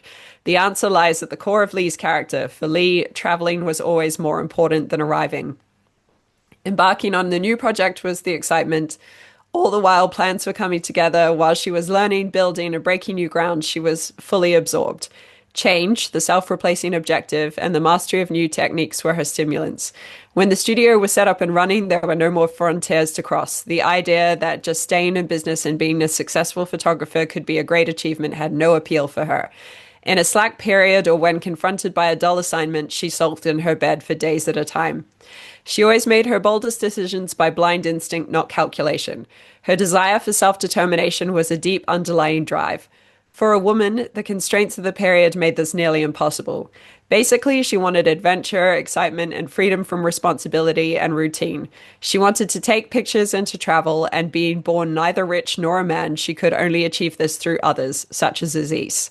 Their honeymoon was at Niagara Falls. Lee photographed towering formations of clouds that rumble, tumble, and seem to roar with more force than the plummeting water beneath them. Did these images of turbulence on a deistic scale reflect some of Lee's innermost thoughts as she pondered on how her latest gut reaction had caused her to reject her friends, family, and professional achievements to go to the other end of the world with a man she hardly knew? Well, I'm going to say this, having been somewhat peripatetic myself, it's going to Paris like that 2 times and then coming back and then landing on the farm. You're Hmm. someone like her is just going to go, get me out of here. Yeah. Like you and I both lamented that. Like you go back to the farm, as it were, and the quiet alone can start to drive you insane. Oh, yeah. If you're having those heady student days in New York, London, different places, and you're having the best time of your life, yeah, going back to a place that's quiet, it can actually drive you a little crazy, and you feel like Hmm. you're missing something. You feel like you're being, yeah. So I Everything can, else is moving at the speed of light. I mean, yeah, yes. she was in New York, but it was sort of like she kind of did the hard part, which was getting the thing set up and going, and then it's like, am I supposed to just continue? Right. And I think at that period too, I think New York would have been a step. New York would have seemed potentially, I think, even seemed a little provincial relative to Paris. Mm. Probably. I mean, at the very least, it would have seemed. I mean, it was like her. It was like her hometown in a way. Yeah, yeah. You know what I mean? And so you're always going to have that allure for the other place. Yeah. Right. But instead of going to Paris, she's now moving to Egypt. So this is a letter from Aziz to Lee's parents. My two little dears, I am still shy to call you mother and dad. The principal reason is that mother is so young, and dad, despite his serious countenance, drives at night just as madly as a road hog. One does not take risks when one has to look after a large family, composed of an aviator with a wild reputation, a young boy ready to fight life, a girl in a distant land, a wife with a regime. Will you please, Dad, drive on the right side of the road, especially round curves? I have enough worries as it is. But let me tell you first how Lee feels. First, we had a terrific flood, the highest in recorded years. Fortunately, we had no breakage in the Nile banks, but in some places, large areas were underwater. The result was an invasion of mosquitoes. Their breeding was helped by the perfect weather, no wind, just an even temperature all the way through. The sewerage of Cairo also broke down by an abnormal pressure. So I took Lee over to Alexandria, where some friends asked her to stay with them. She had a good time there. Every person she met liked her, and made her feel at home. She was rather lazy and only took 2 sea baths, although every day we conscientiously took our clothes and went to spend the day on the beach, where our friend has a marvelous cabin. Lunch was bought there every day, and life was soft and easy as usual over here. We would lunch, for instance, at 3 o'clock or later, then play bridge or poker until we sleep on the table. If I suggested a sea bath, everyone would jump up and say, "No, we must lunch right now." Right now was usually 2 hours. Then, of course, after eating, you could not bathe. Then during the game, no one dared say anything but call a handful of cards. Then we would be off to a nightclub, but eventually reaching another house and start a dance or another game for a change. We decided to go back through Cairo we decided to go back through Cairo was dull, everybody being absent. Then Lee had to take typhoid injections that disturbed her. The reaction was comparatively mild, about 2 days of fever and an uncomfortable feeling. The first time when she was sick, I wanted to take an injection myself to keep her company, but my devotion was limited only to the desire. Last week, we were invited to a dinner party when she met several friends back from holidays. They all liked Lee, and no wonder. If I could see her with cold, scrutinizing eyes, I'd pick her up in the center of a crowd as a distinct bright feature, as if the other people are handicapped to a disadvantage and I only see them as a negligible quantity at the side. I have a great possibility of becoming Undersecretary of State, which is my next step, and that would create another burst of speeches. It could not be worse than my appointment here, my position being reached only after 20 years of satisfactory work. I thought of showing Lee a typical country house, so we went to a cotton farm about 100 miles away. A party, of course, to enable us to have a game of cards instead of seeing the plantations. My friend there gave us a nice room with a private bath, and we were very comfortable. We ate so much that we must have gained at least a pound in the weekend. Lee took some pictures of camels and sacks of cottons and hundreds of thousands of pigeons spread for manure. We had a marvelous time except for an attack of mosquitoes, which made Lee very miserable. This combined with the 100-mile motorcar ride nearly ruined our beautiful friendship. Any one of the two things was enough to drive her crazy. Egypt is not America, and we could not stop every 20 miles to find a nice hotel to sleep in. Nor had we any device to kill mosquitoes and enjoy the sight. All we can do is sleep under a mosquito net or when driving insult all the other road users as we go by. We shall have to move to our house at Giza next month. Lee likes it there, although she was horrified when she saw how the tenant treated the walls and woodwork. He drove a nail into every square yard of the walls and even in the oak paneling to hang pictures. The house needs a lot of repairs, and we are not at ease in spending money just now. We must move because Lee has to invite friends this winter. She has already invited more than 20 times, and this will continue all the year round. Lee wants to buy a horse, so I'm on the lookout for a lamb. When I find one, we will have some riding in the desert. I will ride a donkey or a camel to keep pace with her, and will send you a photograph of the procession. Lee is happy. Naturally, it is not easy to settle down smoothly considering her much troubled soul. Certain reactions are bound to happen. Only small things like being bored suddenly. You see, she does not work anymore, and her brain must work to occupy Lee's time. Such reactions are scarce and last a very short time. When she is rested from the strenuous life of New York, she will be much better, and I will take care of her always. I am so sorry for Eric. It breaks my heart to have caused his being out of work. I will try and find something for him here. Ask him if he agrees on principle. And maybe in the cement factory or an agent for an air cooling firm.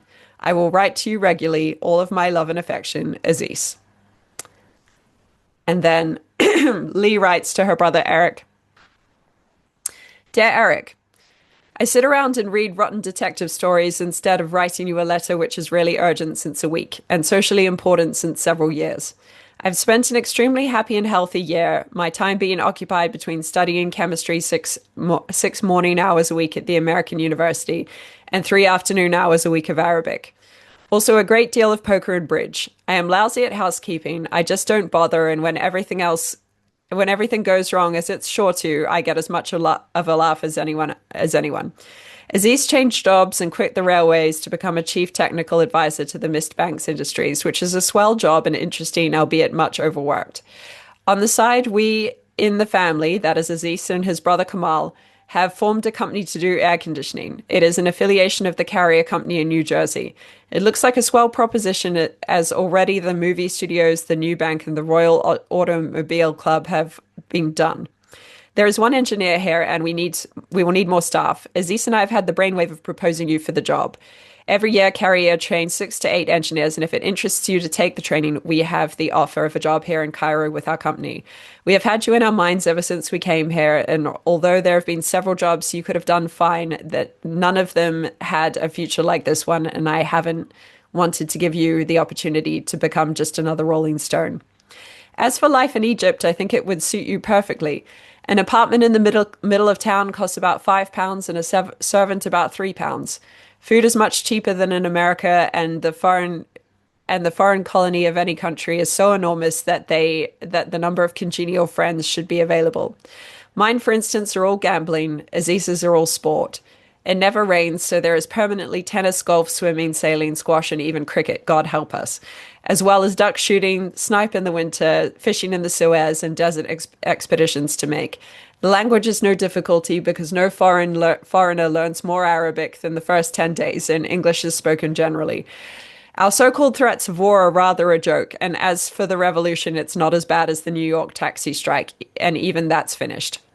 I don't know whether you're still interested in photography or got the same loathing for it that I had.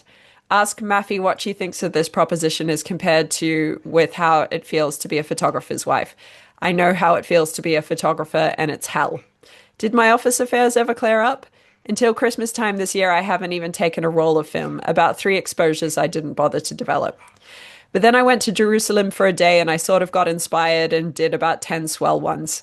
The rest is just muck. I found a small shop to do my developing and printing to my satisfaction, and so I'm taking an interest again. There is a very nice American boy here who is here to organize the new Kodachrome processing plant for the Middle East. He and I went out to a village to take some pictures. Unfortunately, I ran over a man or something. You see, if you hit anyone here in the country, you're expected to beat it. In fact, the consulate always says, hit it and run, and report afterwards. So it spoiled the trip, and Aziz won't let me go again unless I have a sort of guide with me. But the pictures as well. Since writing the preceding 1,000 pages or so, I've been out and played a game of poker quite successfully, except that I sat in such a draft that I couldn't go to the ball at the Greek legation last night, and I'm staying in bed today. I feel simply lousy and even wouldn't play bridge if someone asked me. I think I'll go to sleep again for a while and then write a letter to mother. Believe it or not, lovely.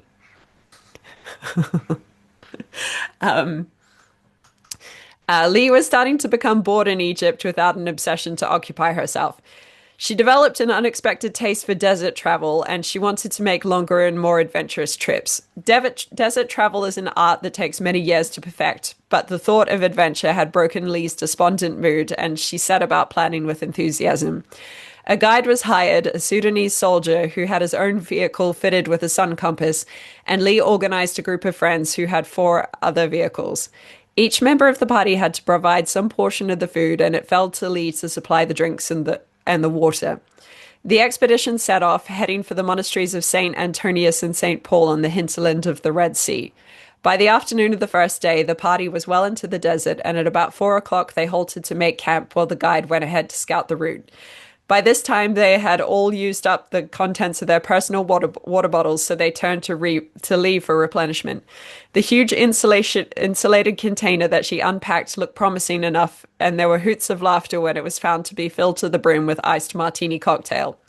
Good-naturedly, they sipped their drinks and waited for the guide to return. The hours stretched by at a slower and slower pace as the effects of the alcohol increased their dehydration, and they were all practically raving with thirst by the time a plume of dust announced the approach of the guide's truck. In the back were his emergency supplies, 2 jerry cans full of water that had not been touched for some months. With some difficulty, they hammered open the lids and fell on the rusty stale water with more delight than if it had been Mouton Rothschild. The introductory disaster did not deter Lee in the slightest, and her desert trips became more ambitious, though they were usually undertaken with fewer fellow travelers.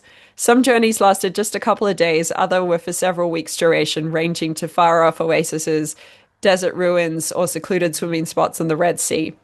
Lee's journeys were not made quite in the spirit of Freya Stark or the daring of Wilfred Seeger, but they were highly enterprising and contained a large enough element of risk to make both the planning and the trip exciting. Diverting though they were, these adventures never fully satisfied Lee. The call of Europe was growing too strong. At unexpected moments, a longing for Paris would surface and overwhelm her like the nausea of homesickness. Sometimes this was more than she could bear, and she was plunged into a depression that not even Aziz's most delicious tenderness could dispel.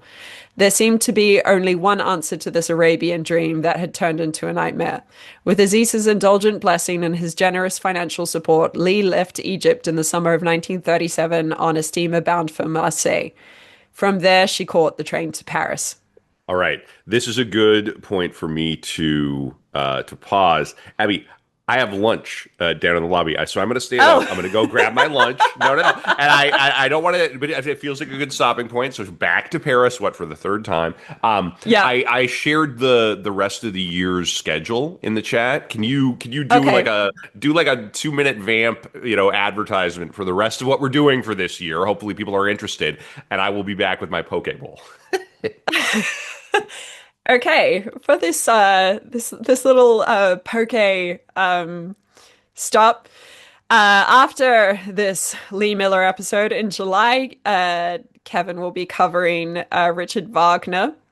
Then in August, I will be covering Roald Dahl, the novelist of such famous pieces as James and the Giant Peach and The Witches. In September, Kevin will be covering Arthur Schopenhauer. In October, I will be covering the documentary maker from New Zealand, Murata Mita. In November, Kevin will be covering the great playwright Eugene O'Neill. I'm very excited for that one. And then in December, because it feels Christmassy, I guess, I will be covering the actress Audrey Hepburn. Plus, we'll have a bunch of dark rooms with great guests, old and new. And then we still have some bookends reading clubs coming up in 2025 for all our Patreon subscribers. This includes the Roald Dahl books, Someone Like You, which is a collection of quite dark short stories. I think that is coming up in August as well, if I'm not mistaken. Then we'll also be covering The Iceman Cometh by Eugene O'Neill. And hopefully, number 6 on the Bookends Reading Club will be Brad Kelly's new novel. And I am hoping that Brad will be here to join us for that. Plus, we have quarterly postmortems. We also have some watch parties coming up. So I believe it is tomorrow, in fact, that we will be watching Fear and Loathing in Las Vegas. Obviously, featuring Hunter S. Thompson, who was covered by Kevin earlier in the year. And then to coincide with the Audrey Hepburn episode later in December, we will be watching Breakfast at Tiffany's, because, again, it's kind of a Christmas movie, I guess. Guests for both of those to be determined.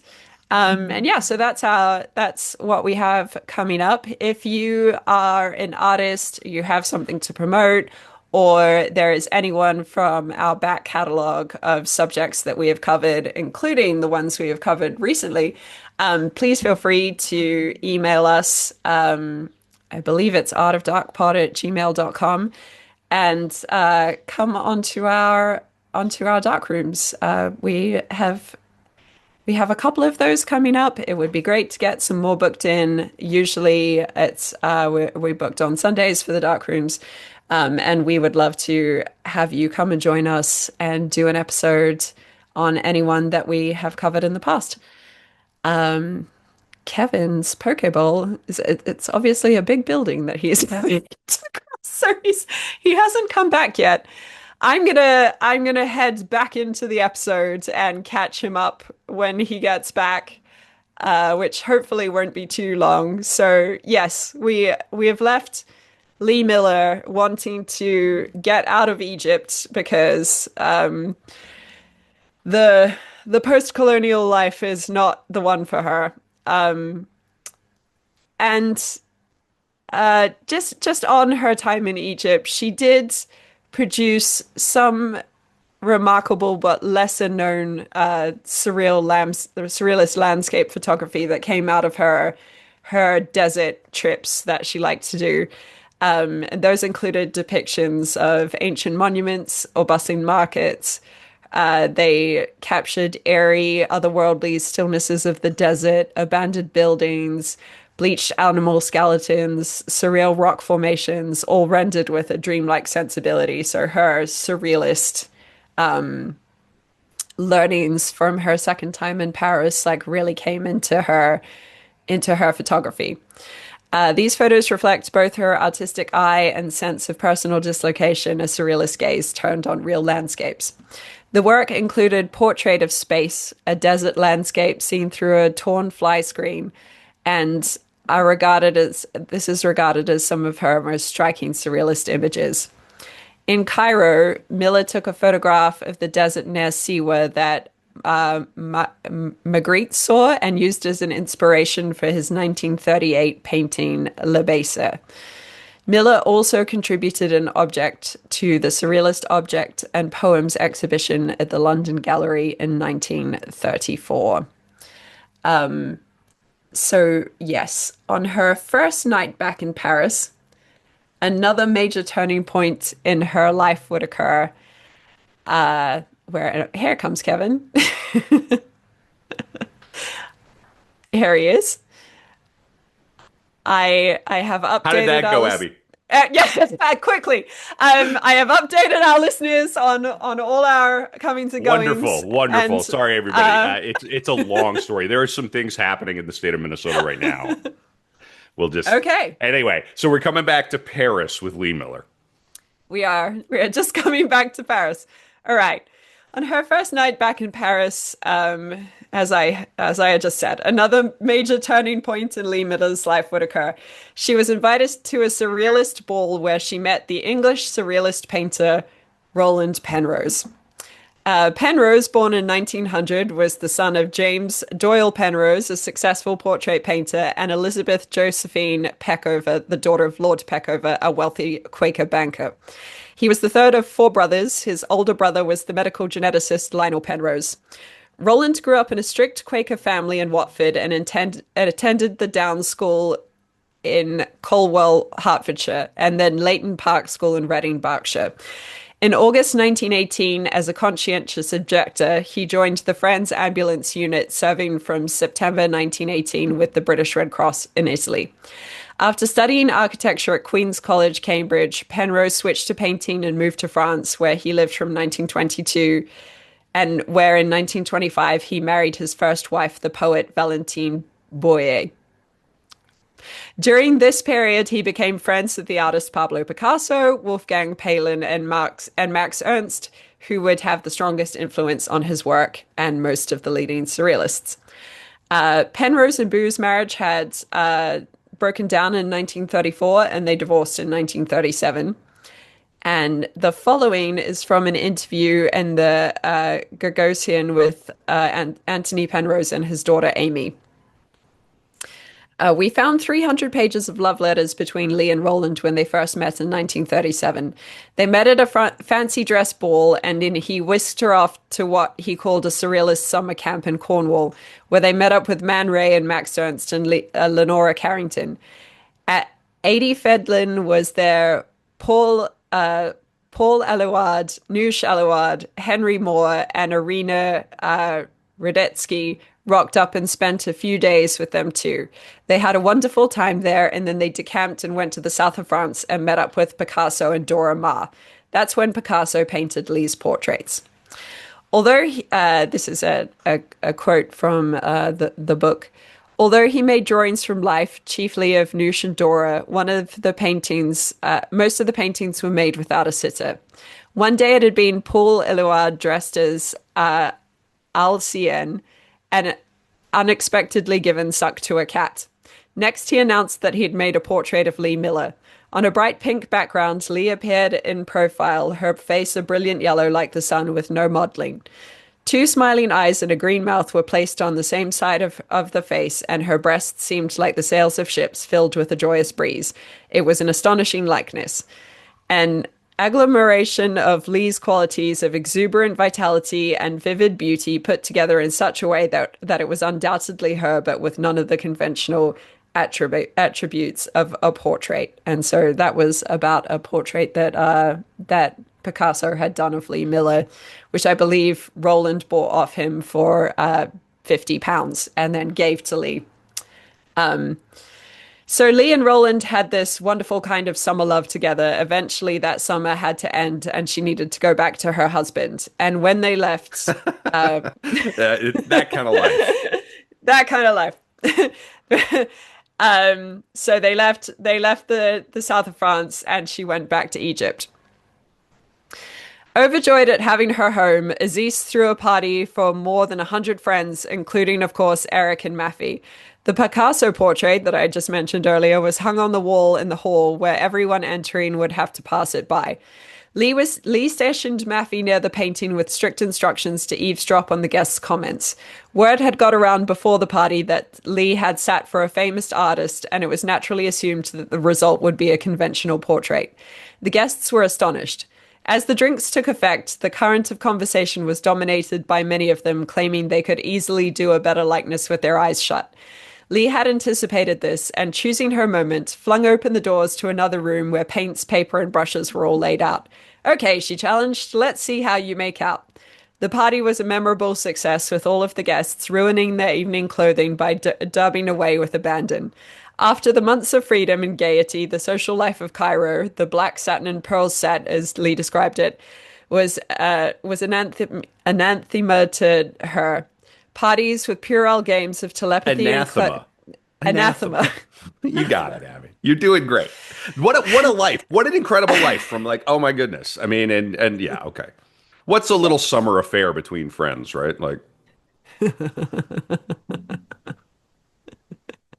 Um, Parties of Purell games, telepathy and clairvoyance, and days spent lounging around the pool at the Gezeria Sporting Club were now more insufferable before than her trip abroad.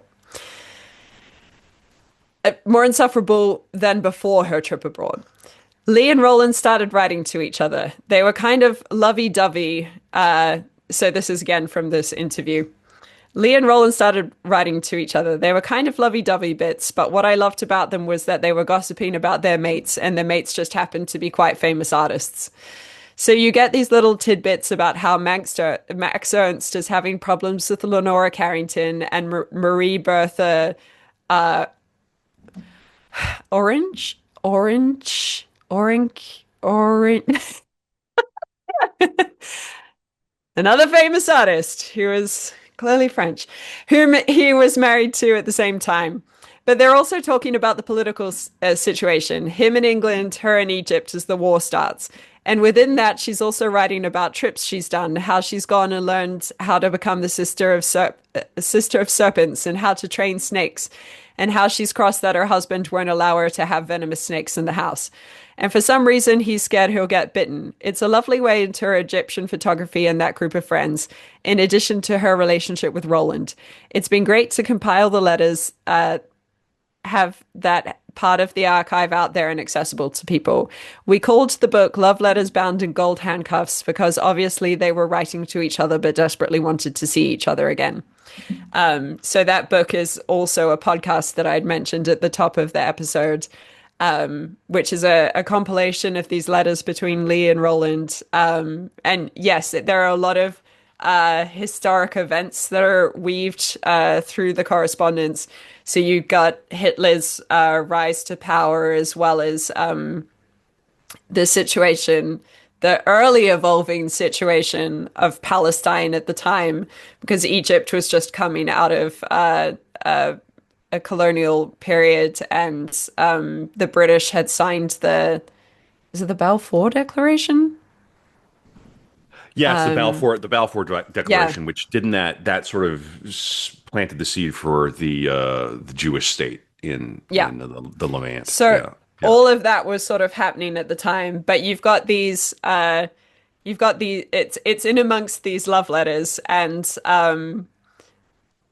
what's interesting about the love letters is like they're pretty obnoxious, but I think if you were privy to anybody's love letters, anyone would come across pretty obnoxious. Yeah, I mean, most famously being is it James Joyce and Nora? You know, the all of the extreme fart stuff. Wonderful, wonderful writer. Yeah, you really don't want to be privy to anybody else's love letters, especially if they No, get. yeah, Yeah, it's kind of like reading someone's journal. Like sure. Well, yeah, you're gonna yeah. think they're a bit of a jerk, Well, it's what as is well the as just I don't a know, fool. I mean, a fool. Yeah. love makes you into an idiot. And, nature conspires to make us do the stupidest things. But that's what love is. It's sort of like reading somebody else's love letters is kind of like being told about a dream you're not in. It's like I don't Yeah, care. Yeah. I agree entirely. Yes. There were definitely times where Lee's laziness at letter writing would be very hurtful to Roland, and he would send multiple letters, despairing at basically having been ghosted by her. Oh, he's not double texting. He's double Oh, letter. he was like double or triple texting, but with letters. Yep, yep, yep. You know what? Yeah. You know what's a wonderful thing when you finally find that relationship where they don't mind how if you double text. That's true. That's true love in modern life. Seriously, I have a kink I want to explore. I might send you 4 messages in a row. I think that's why I think that's why people invented that thing of just like typing the sentence out as like multiple text messages, because I as a texter am still a person who will put the whole text message in one message. But people now these days will type out the sentence and hit send. And then I guess you can't be accused of double texting because you already sent like 8 texts. Right. Is the new man in your life gaslighting you in his texting style? Good Lord. Maybe we should stop overthinking it that. Well, anyway, that is interesting, Abby. It's something to pay attention to out there. Yeah. Yeah.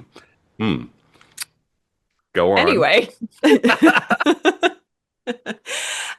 as Lee and Roland lived by the surrealist values, they were committed in their love to one another, but they were also free to have affairs with whomever they wished. So there were lots of mentions in their letters of people that they were flirting with or just interested in or bedding.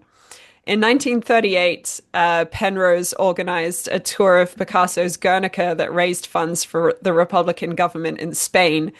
And in the same year, he had an affair with Peggy Guggenheim when she met him at her gallery and tried to sell him a painting by the French surrealist artist Yves Tanguy. Penrose told Guggenheim he loved an American woman in Egypt, and in her autobiography, Guggenheim reports that she told him to go to Egypt and get his lady love. Through their letters, they confirmed that they would rendezvous in Athens in the spring of 1938. When the time came, Lee had her Packard loaded onto a ship at the port of Alexandria, and she boarded in the company of Gertie Wisser and her brother. The Wissers, an old established Coptic Christian family from Asyut, were cotton growers and old friends of Aziz's. Gertie, a sparkling girl of 19, was on her way to the international bridge tournament in Budapest as captain of the Egyptian team. Aziz affectionately waved goodbye from the shore, and the ship began to slip her cables. The last line had hardly been let go when, fully unexpectedly, Giles Vandeleur, with whom Lee had been having an affair, popped up from a place of concealment. He had heard that she was on the ship, and having some leave due, had decided to go along for the ride. From that moment on, the 4-day voyage was one riotous party. In Athens, Lee and Giles checked into the Hotel Bretagne in a scorching heat wave. A few days later, a cable from Roland announced his imminent arrival on a Greek trader from Marseille, and Giles obligingly moved out.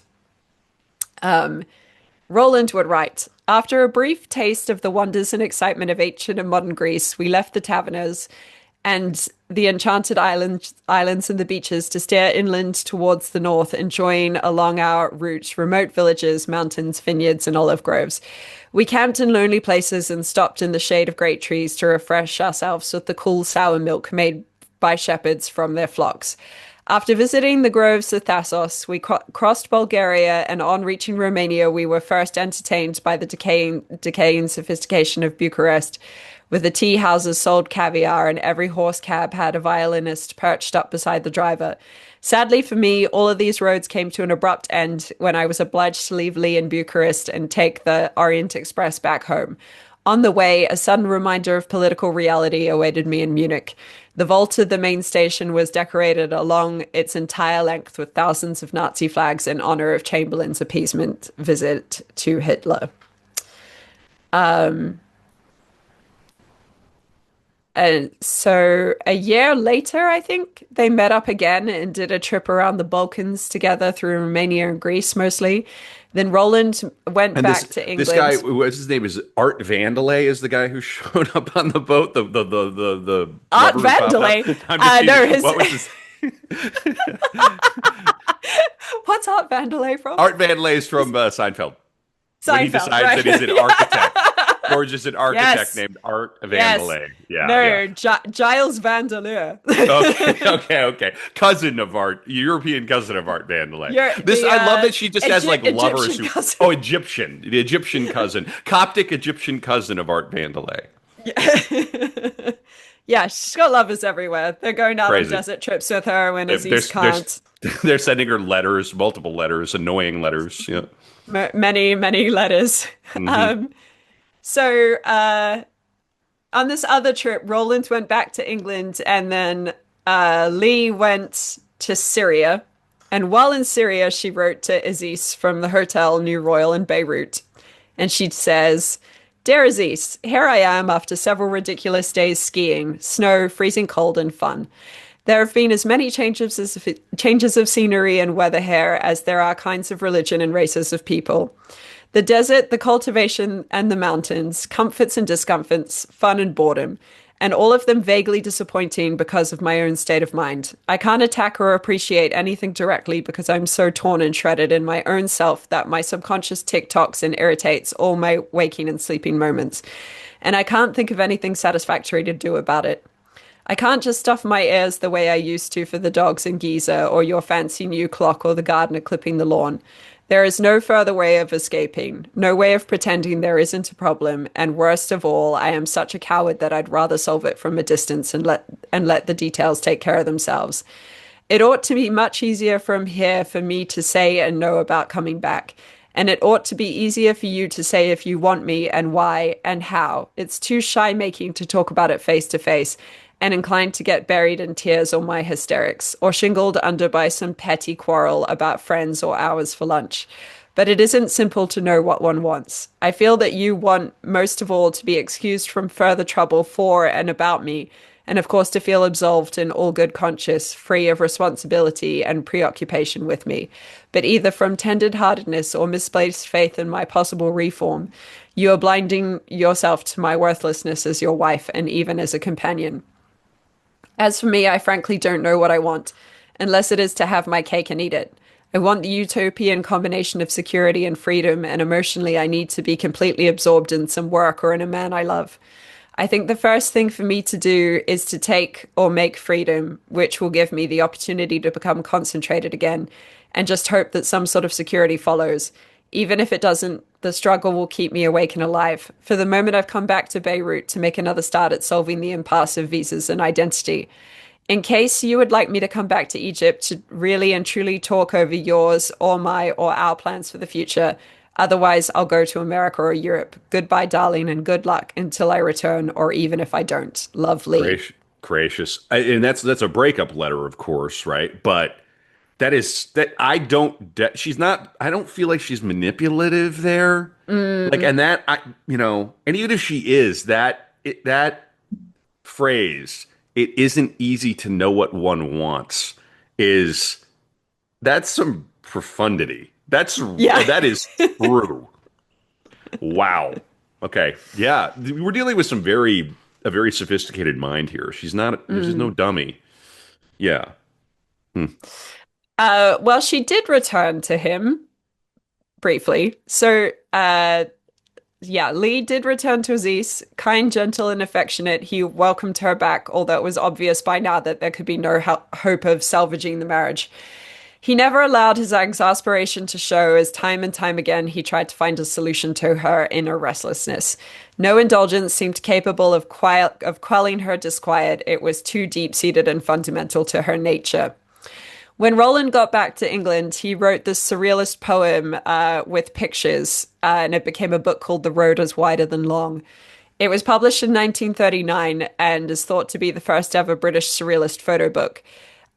It's quite significant historically, and it was a book of pictures, and the poem was about their time traveling around Romania and Greece. So he went out to Egypt, leaving in January 1939 with the first published copy of the book, in which he'd done some little color pictures and written this dedication. And so he came out with the book and a pair of gold handcuffs designed by Cartier to see Lee. Quite early on, she'd written to Roland that she'd told Aziz about him, and in the letter she says, well, he was a little bit upset, but then he said to me, well, if you do leave me and divorce me, can I be one of your lovers? um, by June, she decided to leave Egypt for an indefinite period. Aziz gave her a large portfolio of investments to ensure her some financial security. He was still deeply in love with her, but far too realistic to imagine that he could ever make her happy. With unlimited generosity, he never stood in the way of her demands that would have made most men go berserk. Now, on to the 2nd of June, he went to port said to bid her a dignified farewell as she boarded the SS Otranto for Southampton. Wow, she is. I mean, she picked the right guy to marry. I mean, wow. Yeah. Jeez. Yeah. Wow. What a divorce. Well, Jeez. they're not Can I? divorced yet. Oh, they're not divorced yet. Yeah. Can I? Yeah. If we divorce, can I still be your lover? Like, damn, dude. Well, I mean, the lovers seem to have been getting the better of her. So, Right. Like maybe. Yeah. Divorcees. Yeah. The sex got better as soon as we got divorced.